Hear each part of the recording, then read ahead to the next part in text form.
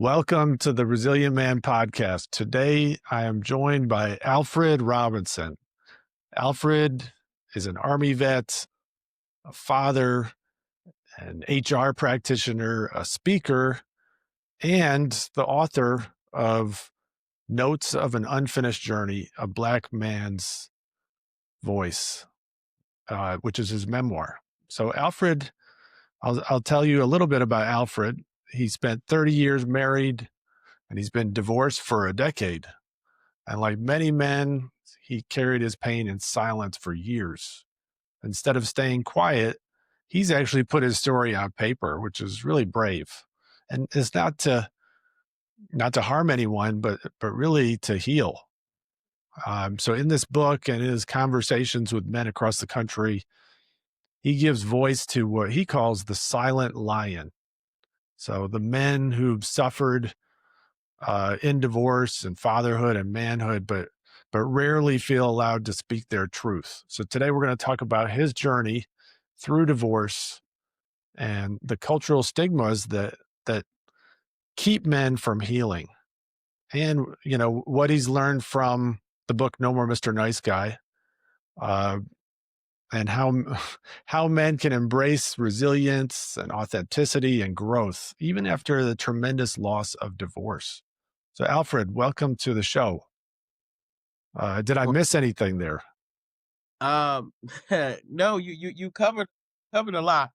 You definitely covered a lot. One thing you didn't include is the fact that during our conversation, you had mentioned Mr. Nice Guy. I had never heard of it before, and Yeah.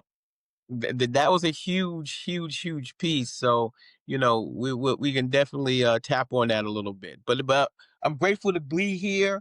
I've seen several of your videos. I enjoy the flow of your conversation.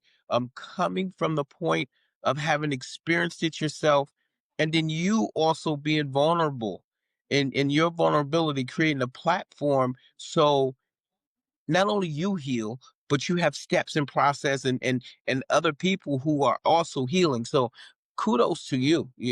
That's a major step. And that's I originally reached out to you because of what you were doing, so that I could Yeah. have a conversation. Yeah. Thank you. Thanks for the acknowledgement. Yeah. I think both of us want to use our own experience to help other men heal. And that's what connected us. So let's start with, what inspired your memoir? Because that takes a lot of guts to do. Um, and what is the silent lion? Did I get that right? Um, you know what I found for me, first of all, here is the actual book, so that the audience can actually see it. So it's Notes of an Unfinished Journey. I'm Not Done Yet. And then it's A Black Man's Divorce Memoir. And for clarity, the reason why it's a Black man's divorce memoir is because I was born Black. I got divorced. And this is the story of me and many other men. All of my books will have that as a theme. So it won't just be my voice. And what I like to do is, I want to start out by reading an excerpt, and I'll read this one just so people can have an understanding, directly from the book. Yeah. This one is, I'm writing for forgiveness. I am writing to cleanse my soul of pain. I am writing to release all my anger and hatred. I'm writing to free myself from blame, to free myself from all self hatred. I'm writing to free myself from guilt. I'm writing to free myself from the roots from which depression grows, to express myself, to deny depressive energy and any negativity to have a foothold on or in me. And I'll end with this. I'm writing to allow the continued growth of my sea of wisdom to expand to its fullest potential so that someone who reads this can have an opportunity to see something and heal and grow and say thank you for having read this. Wow, that's really powerful. Like I felt that, and I identify with that, and I think there is something really special about writing as a therapeutic tool. Um, so there was a lot in what you said about forgiveness, and really, I think people often tend to think about forgiveness as forgiving the other person, but I heard a lot of forgiveness for yourself in there to release some of the emotional uh, shame and guilt and things that I'm guessing weighed really heavily on you. Is that right? That is absolutely correct. And Ari, let's be very, very clear with that. It weighs on all of us men as divorced people. We just don't have the language up for it. There is no language. Later on in the conversation, I'll open up to a conversation that we do here. It's looking at the emotional chart. Men don't necessarily have that tool of the emotional chart and the different categories of emotion. But we'll get into that later. The reason why I read that, actually, God made me read that one. I pulled it straight out the book. It was not intended. It was not scripted. But God said to read this. That Forgive. was a random page you went to. Absolutely. Absolutely. That's what he told me to go to. He said, speak about forgiveness. So I did as he asked to do. This is his book, I spoke about forgiveness, and it's the only key to healing. No matter what avenue healing takes place, it must come from self-reflection and forgiveness of yourself, because it's not the other person who did anything to you. It's That gets into a whole nother conversation. It's you allowing them to do it to you. Outside of a gun and you know extreme circumstances, somehow, some way, you've given that person that power to say that your opinion matters more than my opinion. And that's where the forgiveness comes in, and that's where the self-love comes in, and that's where that paragraph was going. you know Yeah, i I write this for forgiveness of myself. That's another key that we talk about in our healing group. And I'll get to the silence lion. Again, that's the silence lion. That literally is. That's why I brought this all up. Is the silence lion. Because men are seen as the masculine force. The ultimate masculine force in the animal kingdom is the lion. Okay, so that's where the analogy comes from. The lion is the ultimate masculine force in the animal kingdom, so named. The eagle has something else, but is that lion as in its fierceness, and that making the analogy to a man, and all that fierceness is silence. Where in a marriage, or in a marriage gone good or bad, that lion submits all of its power to another person, and in that, it's silenced, and that silence lasts for one day to a month to a year to multiple years, and then you can actually see the degradation of the masculine principle within that individual. So a voice for a silenced lion, I just gave several different description why I use that as a caption. yeah. It's a really evocative image, the lion, um, and I think that will resonate with a lot of men. Why I want to go back to something you just said a minute ago. Like, yeah, why is forgiveness the key to healing? Okay, so when you go, um forgiveness is the key to healing, because you've given your power to someone else. And to get your self love back, and to understand that no one harmed you, it's that you gave them the apple. and they misuse it. You gave them your love, and then you say, okay, here's my love. Now you can do anything you want to with it. You know what I mean? As opposed to in polite language, having barriers, having boundaries, and having things say, Yeah. hey, I have feelings too. This is what I want. What happens sometimes in marriages and in relationships, because it's such a large voice that says, happy wife, happy life. And so because that larger voice is what it is, it's like, oh well, the larger voice that I hear hit me a million times a day means that. So let me make this person happy and then I'll be happy. But the more happy I make someone else and I'm not happy, the more miserable I become as a human being, gender free, whichever way it goes. And so we as men have been trained as children that we need to make this other individual happy. And because this individual is happy, then we'll be happy. That, my friend, is a falsehood.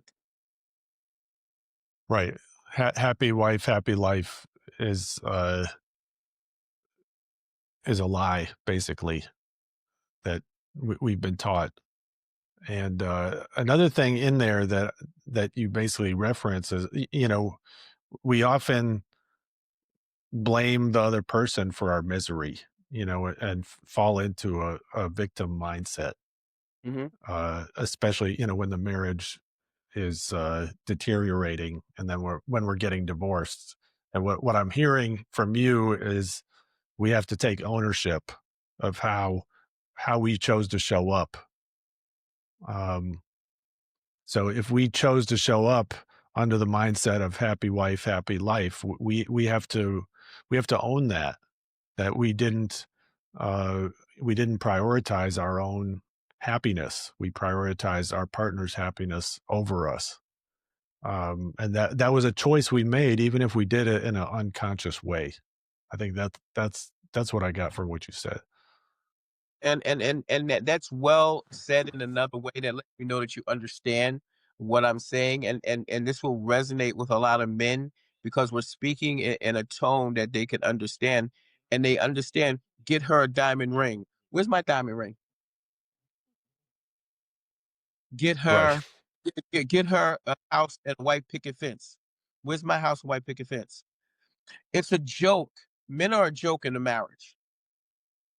Men are a Eh, joke in a marriage. You don't believe me? Father's Day. Get him a pair of socks, get him a tie. Now that's old school thinking. However, there is a systematic thing that goes on. You don't see people standing on the street corners with flowers on Father's Day, the day before Father's Day. You don't see huge Father's Day sales. Now, be very clear. I've learned much more about the female and the mother and the wife after writing this book and having intelligent conversations with women. And I'll give you two statements that I hear that just shock me that women say across the board is the fact that we can't give babies, we can't give birth to babies. We don't have the physical things. This is a respect conversation that men also need to understand in this healing path. We don't have what women go through on a regular basis. So there needs to be an empathy for them. Not sympathy, but there needs to be an empathy for them. There is a reason why mom, hi mom, because mom gave birth. You came through mom. You spent more time, no matter what happens, you're going to spend more time with mom than you ever will with dad. You understand? Because that whole 9 month then there's that attachment. So in saying that, I'm not against women in any shape, way, or form. As I said, I've learned more about them after having written this. However, I am pro man. Pro man is interesting. I'm just giving a voice to say, hey, listen, sweetheart, I love you. I appreciate you. I don't like the color orange. My favorite color is purple. What are you saying by that? Like, I'm just so saying I'm that clear. I'm saying that I have things that I like for myself. We spend a lot of time diving into what makes you happy and making sure that you're happy. I'm asking us to let's spend some time finding out what makes me as dad, makes me as a husband, makes me as a father, what makes me happy. You know, it is not socks. It is not a tie. Okay, we've discovered that. We're still laughing about it, but what's the replacement for the socks? What's the replacement for the tie? What's the replacement for oil change? What is the replacement of that? So what do you think men need? Um, To love what would themselves, be that thing? to learn about themselves, to go into a relationship knowing about themselves, as opposed to going into the relationship reading the script and following the script because the script was written by somebody else. So men really have to take on the project of knowing themselves and what they like and dislike, what their feelings are. Is that what you're saying? Like, Yeah, and with any relationship, a person needs to have an idea of who they are, what they are, in order to be present in the relationship. The one who knows the most about themselves and loves themselves the most is the one who champions the relationship. so why do you think men don't know themselves in a lot of cases? Now, I'm not necessarily saying that that they don't know themselves. They don't spend that much time to do that. Okay. They don't spend that much time in self reflection. Whereas our counterparts spend an enormous amount of time, be it TV shows, be it weekend retreats, be it girls' night out, whatever it is. And please, everyone listening to this message, there is no negativity in my tone. There's no negativity in my deliverance. There is no anti-woman in anything that I say. I'm actually pro-woman because I've learned so much more than I knew before. I'm simply saying that the females or women have more active tools on a daily basis for their self-development than men do. Yes. That's all I'm saying. From getting their hair done, getting their nails done, girls' night out, going out for a drink. It's different. When we go out for a drink, we go out, we order the drink, we drink it. That's it. That's it. We laugh, we joke, we talk about sports, we talk about whatever. That's it. When women get together, there's always a cohesive building or training of some sort. Time. I'm not, I haven't been there. I can't speak for women, but I'm just simply saying, you know, when we get together, that's what we do. If we're going to watch the game, we go in to watch the game. So there's something different about um, how women connect with each other and what they provide each other than what men tend to do. Absolutely. That's what I'm saying. That is what I'm saying. No, it's not even what I'm saying. That's a fact. Yeah, women prioritize connecting more and supporting each other and being vulnerable with each other in a way that a lot of men don't. I think that's what you're saying. Yes, absolutely. And Which again, is I'm also saying for clarity, when we as we go down this road, for clarity, I'm also saying that it's a learned behavior. It is a learned practice behavior. So they so grew up. it's not just so same with men. It's not just this is the way men are that we don't have these conversations or this type of time together. This is what we're taught, and we could be taught something different. Okay, it depends. Yes, yes, yes. We could do many things with that. We could do many things with that. But I'm going to add on to that. I'm going to add on to this. Okay. I'm going to add on to this. What you just said is that it is a learned behavior. It is a taught behavior between the masculine principle, and we're going to go into Robert's book, and we're going to talk about it's a learned behavior from the gender. Now, if the same gender is absent from the household or absent from the immediate environment, then that learning does not take place. And because that learning does not take place, that information does not exist until that learning, that gender learning takes place. Yeah, I think that's a really important point. Um, this idea that masculinity is transmitted from uh, fathers to sons or men to other men, and if the father uh, is absent, then who is teaching the son about what it is to be a man, right? And again, my teaching, my classes, my conversations, I keep my emotions out of it, and I just deal with just straight, strict information.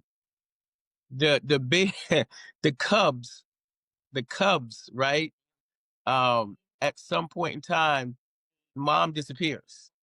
You understand? The male and female, the animal kingdom. At some point in time, mom disappears, and it goes and it just. I'm bringing that analogy up because it's so powerful, and anyone listening can hear the power in what I'm saying. There is no class for the lion. There is no class for the hyena. There's no teacher. The only thing that exists is the same gender energy, and that's a dividing part. So that gender goes with that gender and learns from that gender, therefore, such that it repeats the same cycle in the animal kingdom. But are you saying that a lot of boys are not growing up getting uh, that father energy? Is that and Okay, so what I'm saying is that nature is nature, and nature was built to do a certain thing in a certain way. And if you don't have that duplication, that nonverbal imagery of duplication, then you can't duplicate. And so if there is a household that does not have that energy in it, then it has to learn from the energy that is in the household. so one of the topics in No More Mr. Nice Guy is just that many families over the past 50 years, uh, the father was absent, or even if he wasn't absent, the mother was more the leader of the house.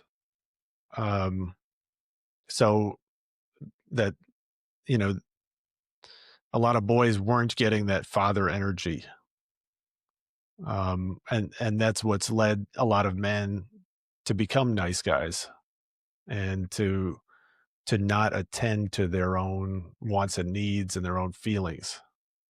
So Yeah, yeah, was yeah, yeah, yeah. Go was ahead. that part of your childhood? Yeah, yeah, yeah. I was actually going to mention that. I mentioned not only my fatherhood, my there's other men in here who's I mentioned that there are different scenarios about things that they learned from their father. Just being around or not being around. That playing baseball. You know what I mean? Or um there's just different things like, going to the movies or playing football or playing basketball or things of that nature, teaching that skill or that desire because men have an aggressive nature.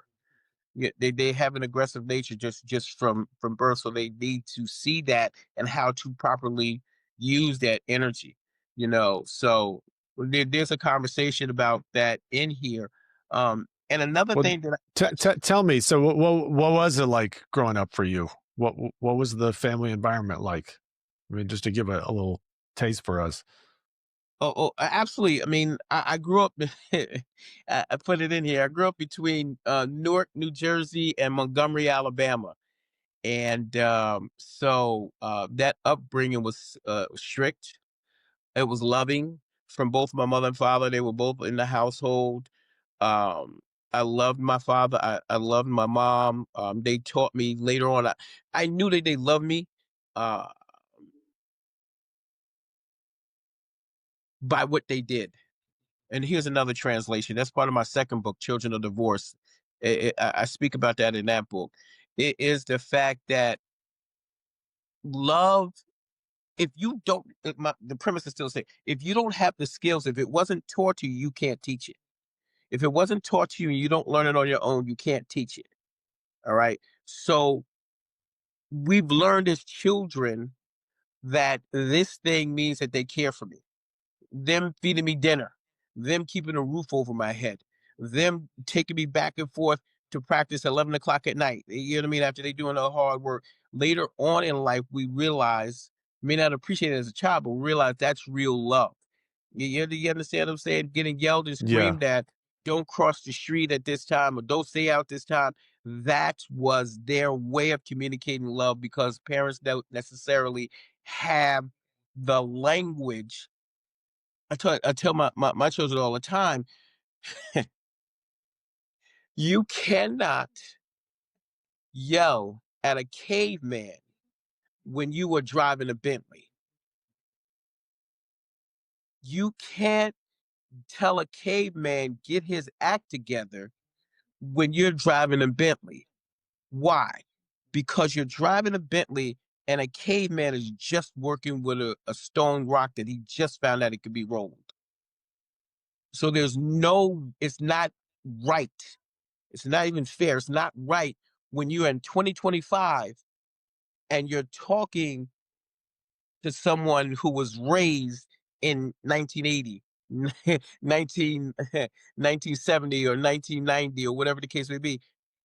There was no laptop.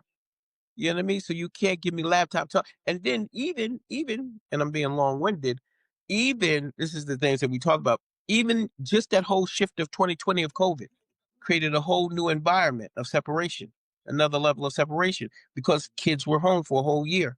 That created a whole new information. So now you can't talk to 2000 people from 2000 and you're in 2025 because we done went through three different ages in that time frame. I hope that answers your question. Did it answer your question? Maybe. So in terms of the way that you were raised, your parents demonstrated their love through their behavior, but was there something missing, or was there some kind of programming that you got that led to how you showed up in your marriage?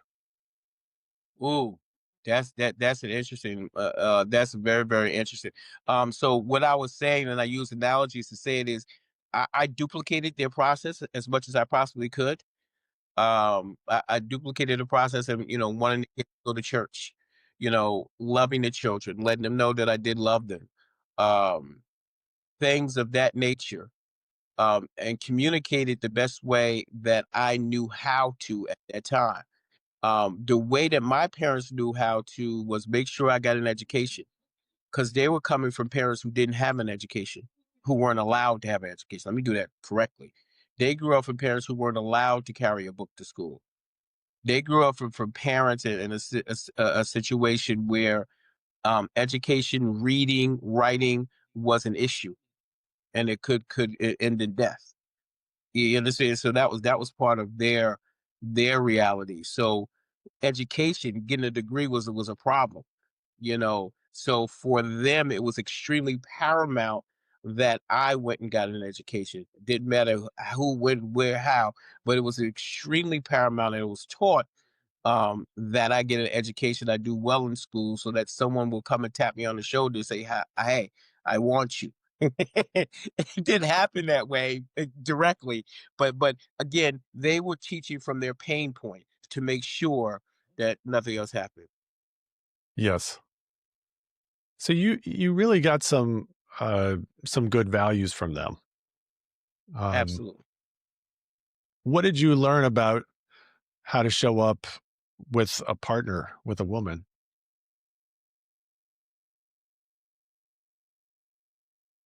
That's an interesting question because there weren't necessarily classes on that.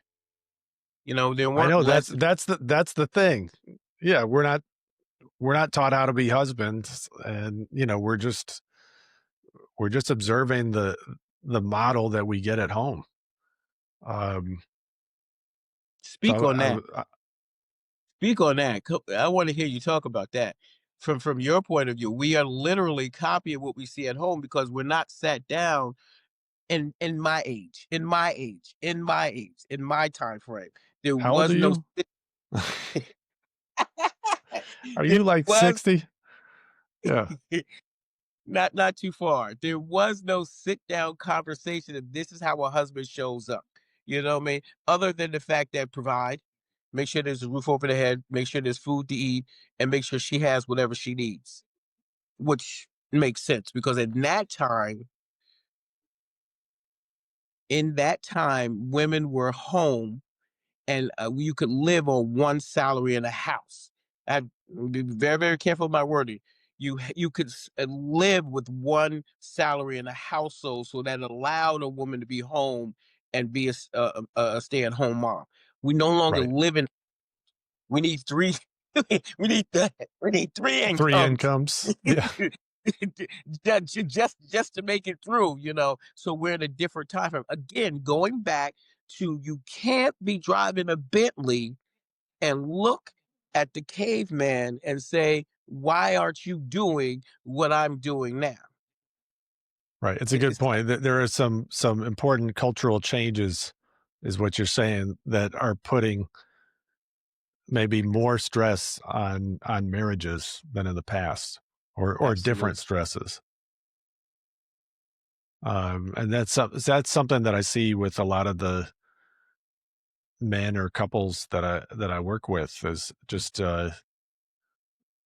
we get all kinds of messages about how we should show up as men or as women nowadays. Like, we're supposed to be more emotionally intelligent, emotionally fluent, sensitive as men, but we're also supposed to be provider and protector, and there's still that alpha male uh, programming that we get. Um, so how are we supposed to show up as men? I think there's a lot of confusion, and women are also get the messages. Uh, you gotta be a high achiever or a boss lady, but at the same time, um, most women, I think, still want to be in that feminine energy with a man. So Agreed. they're so they have their own kind of confusion about how they want to show up. That's what I see. Um, so there isn't there isn't really a blueprint for men, or there hasn't been, for how to show up in a marriage. So we're just kind of ad libbing it in a lot of ways, in an unconscious way. I mean, I went to grad school to be a psychologist, um, and I still made a lot of mistakes in my marriage. Like, it didn't really give me an edge. There's a lot of things that I had to learn the hard way. Um, so yeah, I mean, I think that there's a missing education, but we could provide that education. You know, that's what I We think. and I appreciate you saying that, Ari, and I appreciate you saying it as you think. We have more tools now. We have more tools now. And because we have more tools, we can do better. There is also, uh, I talk about child support for a short time. I talk about one of the things is there was a man that had a court experience. And I've heard a couple of people who have read the book. The court experience was phenomenal and traumatic for some people who have read it, and they called me about it, which I always ask anyone. So my website is a black man. It's just Black Man Divorce Memoir is my website. This Black Man Divorce Memoir. You can order a copy of the book from there.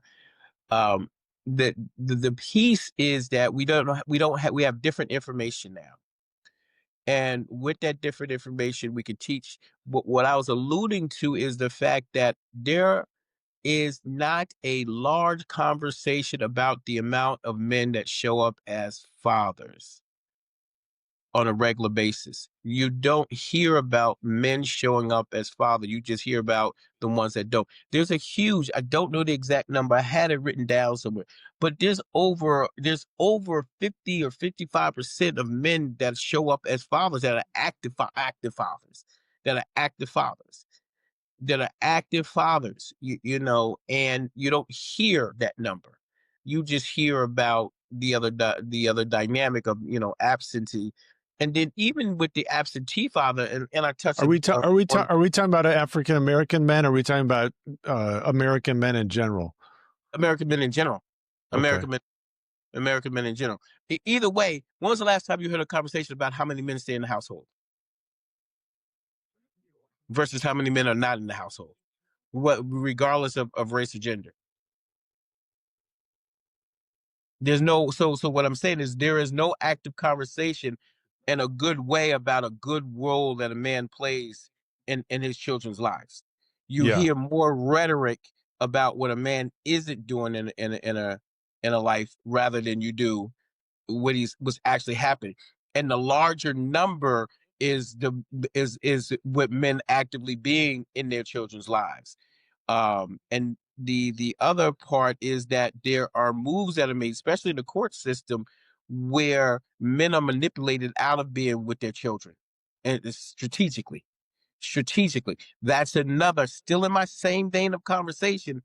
There's a system that pushes men out, and I'm not doing color. I can, but I don't want to because this is a diverse crowd on your. Yeah. There are just as many men who are wealthy who are still denied rights to see their children. You don't Yeah. hear. And that's such a pain point for so many men. And we don't hear about that so much. We hear the narrative about men who are deadbeats, or men who aren't present. But I know for so many of them, not getting to spend much time with their kids is a wound. It's Um, not a wound. It's a wound that's fully filled with kosher salt, and it does not allow. It's not allowed to heal. yeah. I mean, for me, like, I have a a good situation of 50-50 custody with my ex, and it's still a wound, to not spend half the time with my son. It's something that I've healed to some extent, but it's it's a loss. So for other men who are, getting much less time than they want with their kids, I really feel for them. I mean, it hurts to think about it. What was what was were your kids grown when you got divorced? No, it's half and half. Half were mature, but no, they were not. They were not grown. They were still kids, and still staying in that pain. I want to stay in that pain for a second, Art. In that pain, the only way out of it is forgiveness work. It's forgiveness. It's forgiveness because the narrative that's being said as a man is I'm no good. I'm a bad father. I'm a bad father because I can't get access to my children. I'm a bad father because the court system won't let me have access. I'm a bad father because for 3 months I've been fighting to get a court date. I've been fighting for 3 months to get a court date to have a conversation with the judge to tell the judge that she's denying me visitation because I can't get to my kids. It's I'm really a bad. messed up. It's That's so messed up. self kidding language, and the only way to Hmm. undo that is to do. No, I'm not a bad dad. Let me look at this life, but you can't because you're in too much pain from that Yeah. salt and wound of the fact that the court system is delaying you for months to get to have the conversation. Now, as a man, the most terrifying thing in the world, if you go grab your kids, the cops are there instantaneously. And even if you're having a conversation with the kids to say, hey, listen, officer, she's been denying me. She's not doing well, take her to the courts. officer I just told you, I've been taking her to the courts. I keep getting denied to the courts, or she doesn't show up to court, so it gets rescheduled. My conversation is about that pain. My conversation is about bringing humanity to the fact that I'm a human being outside of being a husband or a father. I'm a human being. I And I love this. Yeah. exist. And I have wants, desires, and needs also. And hey, newsflash, it's not always sex. Right. Right. Right. Men are not just these simple kind of one track minds. Like for me, being a dad is just like a core part of me. Um, did you have custody issues Se- when you got divorced? several. I experienced them in the beginning. So I can speak to that, and have that conversation with men. And it hurts so much. It hurts so much. I cried many and many times. Because here's the piece. Here's the piece that I talk about that is not often heard. Here's the piece. When you're all alone and you want to do better, and everything around you is stopping you from doing better, and you can't just reach out and do what you want to do with your children. You can't reach out and go see them like you want to see them again. You can't. You have to call and ask somebody for permission to go do something with your children. Or you have to deal with the fact that your children are getting misinformation from whatever source. They're getting Yeah. misinformation. Then they go astray because of the information misinformation. But we have sit downs, we have conversations so that men can have that conversation in a safe space. Whatever happens from that, having that conversation or having a safe space to have that conversation is the most important thing. I do know being having a safe space with someone who understands heals that individual. You understand what I'm saying? It heals Yeah. them. That's And that is the silenced lion, my friend. That is an example of the silenced lion. yeah, I really like how you described, like how much men can kind of end up blaming themselves um, when they're in a situation of feeling kind of powerless with the courts. Um, I don't, I don't, I don't think that's kind of talked about enough. And I like how you're really giving a voice to that pain, and that's part of the healing they need. Um, so thank you. Like you really brought that to life. And you're also talking about like the estrangement that can happen. If your ex talks badly about you, um, and it might be like, oh, you know, it might be more subtle, like daddy just daddy doesn't know what to say, or you know what I mean? Yeah, it's and it's hurtful. There is men don't have this conversation because we're not. Some men are not learned in emotional intelligence in order to feel themselves, and then that hurts so much to go in that. We as men, we have been taught not to feel pain or not to deal with pain, to get away from emotional pain, heart pain, physical pain, broken bone, broken shoulder, broken leg. Okay, yes, I broke my shoulder. I was throwing a football pass. It didn't work. But I got a rotated cuff. Okay, it hurts. Yeah, but it's a man thing. But Yeah, she took the kids from me. She has another man in the house living with my kids, and I can't go and see my kids, and I don't know what that other man in the house is doing. Or we can't talk about that. Or we don't deal with that. Or there's no active conversation, a safe space to have that conversation. Because if I talk to Phil, Phil doesn't understand, and I don't feel comfortable talking to Phil. I may or may not have the resources to go to a therapist to have a conversation with a therapist, but I don't trust a therapist because they don't look like me. They don't have my experience. So why should I go to the therapy thing after 2020? Yes, it's new. it's on the rise. It is what it should be. I'm talking about post that, because this book is from written in 2015. I just, it's just been published. You understand what I'm saying? But that pain, that hurt, those men's pains. I have some stories in there that's like, okay, someone will read it, be like, oh, I know somebody that's like that. Oh my God, they really hurt. They're really hurting, and I never really thought about that. Or there will be some phrases and sentences in there that a man or woman will read, and they'll be like, oh my God, I never looked at it like that. And that's the point. That that's Yeah. the, that's the point. Yeah. I Go ahead. No, that's the beauty of good writing. It can,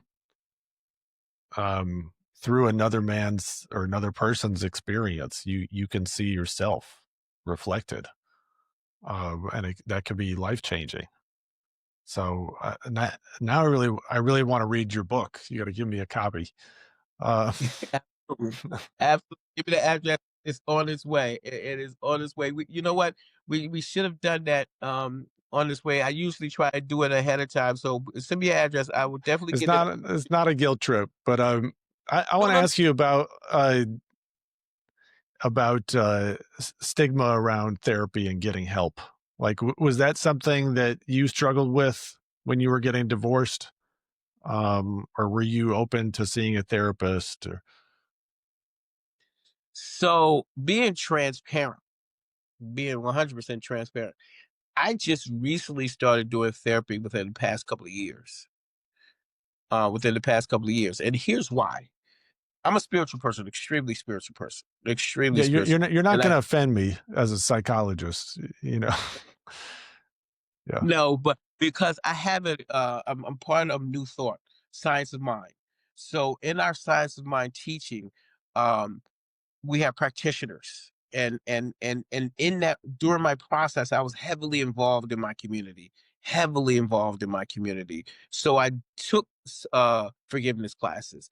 I took courses on self-love, and I read the books, and I did the teaching, and I practiced those art forms throughout that. And this writing of this had a whole lot of healing, and I didn't even know that I was healing when I did it. When I read it again from cover to cover after it was written, I was like, "Oh my God, I don't want the world to see all this pain from me and other people."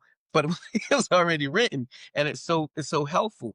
So me recently reaching out and having therapy, I said to my therapist and say, "Hey, listen, out of the 10 most horrible, terrific, horrible things that can happen to a human being, I've experienced 11 of them." And they were like, wow. I said, no, no, run down the 10 most horrible things. I guarantee you I've experienced all of them, and I've never gone to therapy. Thank God, my spirituality, contact with God, however, my practitioners, being in constant contact with them, allowed spirit to heal me throughout the process. And I'm still, this never ends, still need healing. I Yeah. still think moments, I still look at my daughters at some point in time, and it hurts. You know what I mean? Because time has gone by. That's another thing with fathers. When that time goes by, now you have this whole adult. Now this adult may or may not have emotions towards you for absenteeism.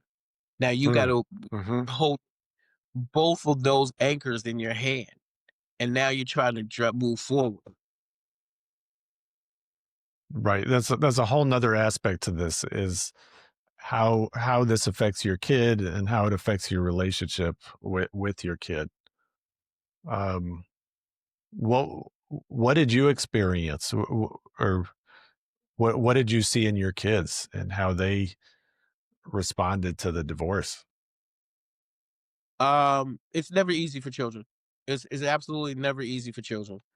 And that they go through their own therapy. They need their own therapist. It's extremely difficult. Uh, it's extremely emotional. Um, and it's not easy. Especially when you go from two people in the household to one, and a radical shift. And I want to be clear. yes, the wife or a wife experiences absenteeism, depending on the situation. You know, there's a 70%, the numbers are 70% or above, the woman divorces the man. So she's already subtracted herself from the relationship. So with that subtraction already existing, there's a place or an understanding that that person is not in the relationship. So they're able to move on. And 30 or a larger percent, maybe let's say 40, or let's say 40% of the men, it's a shock, even though the writing is on the wall, but to actually get the letter, and then you got to go now. Like, not now. Grab that, grab your trophy, make a decision. Trophy or underwear, whatever you do, you got 30 minutes to make that decision and go. That's traumatic. That's Yeah. traumatic. Did you get blindsided? No, I filed for divorce. Okay.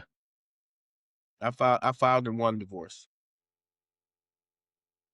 It But doesn't take, it and it doesn't was take your the trauma. decision to leave the marriage? It was something that had to be done. Was it my conscious decision? No. It was just something that happened, and I was removed from that relationship, and it was painful. It was traumatic. Trauma um, is not even a word for. I don't even think there is a word for that separation, especially. Um, it's a death. It's a death all the way around. What did you mean you were removed from it? Um, it, let's say that it wasn't legal or anything like that. God just pulled me out of the situation. You Okay, know what I that's what I mean? thought you meant. Yeah. Yeah, yeah. God just pulled me out of the situation. It wasn't like I was just plotting secretly behind the walls of get. No, it didn't happen like that. It's just you can't stay here anymore. Beautiful woman, beautiful, beautiful woman. Still, still a lovely woman. Successful, great mom. Does the best she possibly can. I have no animosity toward her. That's another piece. You can't move forward unless you forgive yourself so that you can forgive your spouse, male or female. If you don't forgive your spouse, you can't move forward. If you do move forward, you'll still be carrying it into another relationship, and that relationship can't be successful. Did that So that's happen a to you? one. No, because I did the forgiveness work. And because I did the forgiveness work years before I got into another relationship, I didn't bring the old relationship into the new relationship. Okay. Yeah, you know what I mean? So the the constant forgiveness work, the self-love, the spending time walking in parks, to say that I am enough, to in this book, can I have a minute? Can I have a minute? I just Go want to read ahead. Yeah. I want to read one more excerpt. In this book. So this this particular thing, I'm gonna just read a stanza too. It's called Mirror Mirror. Who am I looking at? You or me? Sadness, heartbreak, pain, seppuku, depression, hopelessness, failure. You cannot live alone.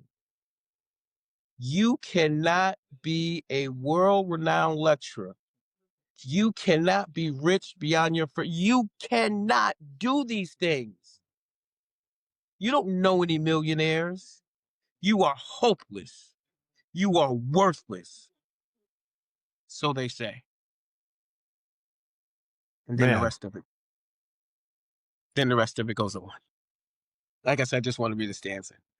So, why did you want to read that? because I was told to. Because I was told to. Because it speaks directly to the fact of the pain that I carried, and what I wanted next in my life. And I felt worthless because I Mhm. left my family. I felt ashamed because I left my family. I felt less of a man because I left my family. But I didn't leave my family. I was taken out. Yeah, you really have to rebuild your identity with divorce. I think that that's just like it's a huge project to rebuild your identity and not just uh get bogged down by all the stigma and all the shame and guilt. Um I think that there's so much of that. I mean, I didn't realize how much stigma I had around divorced people until I was getting divorced, and because I just felt like I don't want to be one of those people. I'm not one of those people. Like that's how I thought about it, and I didn't even realize how much like I looked down on them or thought that they were failures or weak until I was in the middle of it. And let me ask you this, still in the same energy and vein that we're in right now. When you talk to people who are divorced, well, you do it on a regular basis, so it may not be the same for you. What's the initial reaction when you start the conversation without them knowing who you are? You know, just talking to a regular divorced person. What's their initial reaction that you see majority wise when you bring up the subject of divorce? Um, like someone who's in the middle of it, or It doesn't matter what part of it is, middle to end. Let's say middle to end, or going through it. Let's say transitioning through the process. What's um, their it's usually just like they're going through something grueling, and you know,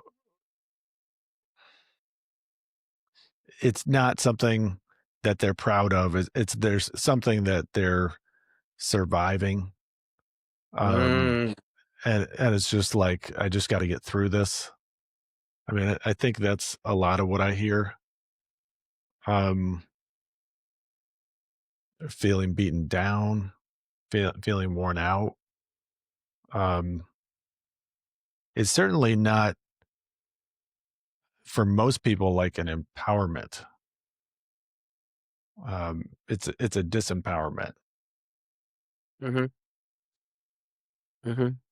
and for me, like why I created this program for men getting divorced was like, how can we actually turn this into an opportunity for transformation? That you could actually learn and grow from this, and that you're not chopped liver, you're not weak, you're not a failure. This is a step towards um a newer, bigger version of you. You know, that's what I see now. But that's because I've gone through that process. We talk about one of the things I talk about in our program. I'll give you three things. Number one is that therapy piece. Well, forgiveness. We dive into forgiveness, and we get into the conversation of the emotions. And men don't have that tool, or some men don't have that tool or language of knowing what emotion is. They don't have a real clear understanding of what it is. So we identify what emotions are, and then from that point, whether we're looking at anger, whether we're looking at fear, whether we're looking at rage, or um all those different shades, and once we identify those, now we get into finding out who you are, and spending time alone. Um, Whether you're listening to some music, you're listening to something that will distract you and allow you to go in and have time with you. Definitely a walk in the park. Grounding. Grounding is so significant. Grounding is so Mhm. significant. And also, we speak about um, going or identifying a faith house. Faith house is different from some kind of therapy. Speaking to a person who's qualified and trained, um, Phil, Roger, Pookie, Rasan, they don't understand what it is. You know what I mean? And they may talk a good game, but they may have been divorced even, but they don't understand what the process is. They don't understand that you need to heal. They don't have an understand. They don't have the tools to take you through that healing. So seek a therapist, or seek a good minister, and spend some time with yourself, because as you say, you really have to rebuild yourself, and you can't rebuild yourself without asking yourself these questions: who, what, when, why, how. Who am I? Where am I? What do I want? How do I exist? Why do I exist? These are existential questions, but you're literally rebuilding a house. It's interesting because, yeah, I think a lot of men or just a lot of people, they're almost getting to know themselves for the first time during Yes. divorce. Especially like, a lot of men, and maybe this is you too. It sounds like you got married pretty early or met, did you? Like, Well, um, I mean, we were in our mid-20s, but yeah, it was love. It was absolute positive love. There is no doubt about when did you get together? it. In the 1900s. Like, how old were you? I think we were like early 20s, Okay. early So 20s, like you're pretty early 20s. young in your early 20s. Like, so Yeah, you may not have had much dating experience or relationship experience before agreed, that. agreed. So you may not have much of a reference point outside of your marriage. Ab And you may not have been an adult for very long before you got with your partner. So Absolutely. I think a lot of people when they get divorced, they're discovering themselves for the first time. It's not necessarily a rediscovery. That's what I think. Here's something interesting that I just heard, is that in the exchange of vows, there is perhaps an understanding that I think you have the answer, and the other person's like, I think you have the answer. And then you get together and neither one of you have the answer, but there is an expectation that the other has the answer. So it's a conundrum of consistently not fulfilling each other's desires. But you don't know how to talk about it because you don't even realize that you are putting all yours in them and they're putting all of theirs in you without a clear plan. You know what I mean? So I'm depending on you to take out the trash. Okay. Well, I'm depending on you to hug me and kiss me when I walk in the door. Because as a man, that's all I really need. I just need to know that you really care about me, and I'll go slay any dragon. There's a chapter in here where I give some action tools, and one of the action tools is to have a weekly conversation, and sexual non. This is for married men. This is Mm-hmm, mm-hmm. yeah. To have that conversation, and it be a scripted, not scripted, it just a day, a random Tuesday. Yo, what's going on with you? How you feeling? What was good this week? What was good last week? You know what I mean? And just having that I check do. in. It's the connection time. It's conscious conversation, and many couples don't have it. Like And that was it's fairly simple, but it often isn't happening. yeah, yeah. And that's why I put that and a couple of other things in here. And same thing with children of divorce. There's some action steps in there also, but it's about one of the phrases I use is I'm a relationship bridge.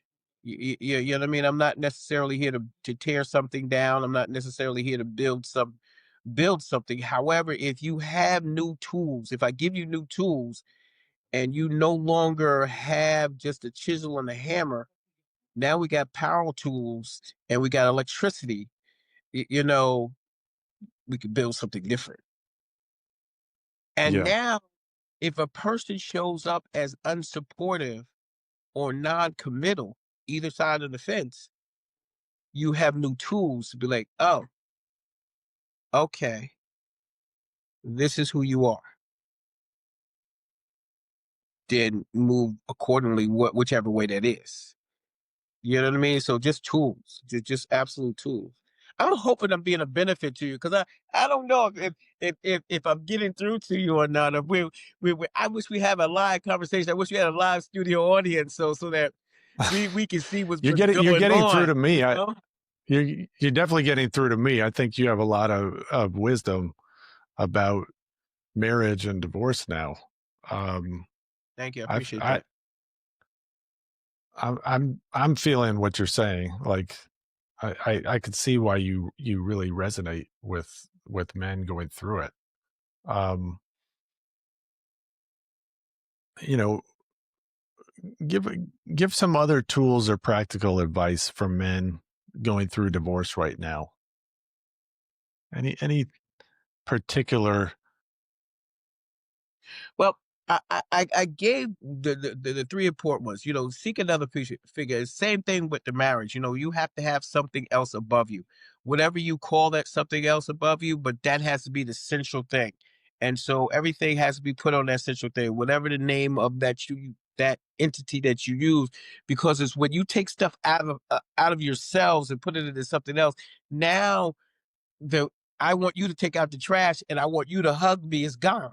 You know, what does this entity say that we should be doing? So now we're going toward what this entity is asking us, this life force is asking us to do. So if we go for that, and then we're united in that, that works. For a man that's going through divorce, So that my just so goodness, I'm clear, that's like having a spiritual framework of some correct. kind. Okay. Correct. And that was an add-on. That didn't directly answer your question, but it is an add-on because it does directly answer your question. Because the first thing is to go to God. You know, but in going to God, your relationship should already have that as a centerpiece so that you don't necessarily have to go through that because we still have the gender differences. And a woman does things different than a man. You got to balance that out, you know, during a relationship. You know, a man don't need to have his hair done all day. But anyway, so going back to your question, the thing that for men going through the process is to find a confidant, someone who had you trust, number one, someone who's actually gone through it. Stop talking to single people. Stop talking to people in committed marriages. Stop talking to people who haven't had the experience or haven't gone through the experience. A therapist, a preacher, preaches a minister, some a person of God, however it is, they're trained. Go to a trained individual, or if you don't have the resources or ability to go to a trained individual, there are a lot of free resources now. You can go to a actual friend that has gone through it. You know what I mean? Because they could say this happened and that happened and this happened and they did this and they did that, they did this and they did that, and they did it. Well, hold up. What did you do?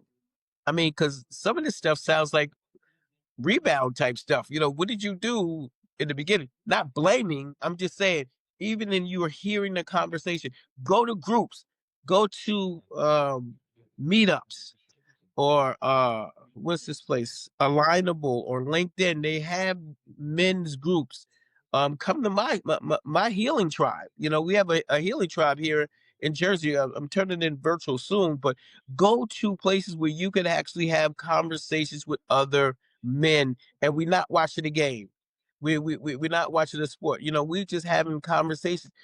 It is so, you know, going back to that energy, and I know we're running short time, but we're going back to that energy.